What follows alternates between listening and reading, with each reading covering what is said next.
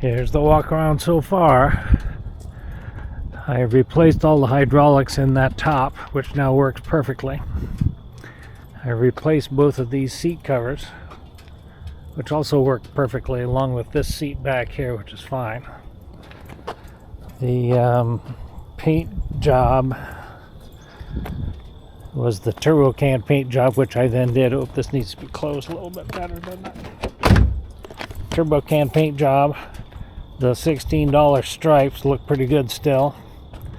The windshield, we're cool with that.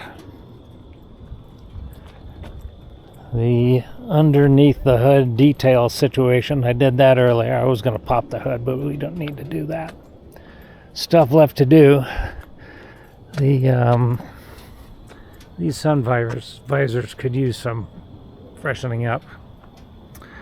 This center console, in addition to being brown, also could stand to be either reupholstered or get the eBay replacement. These seats right here, getting delaminated right here at the elbow.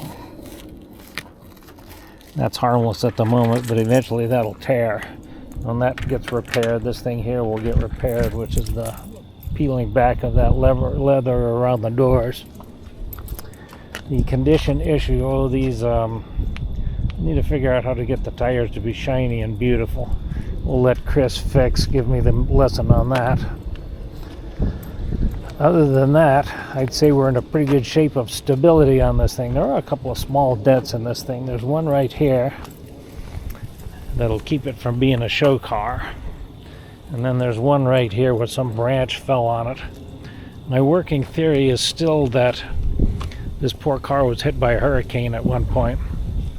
The new windshield will be very helpful in improving my driving experience.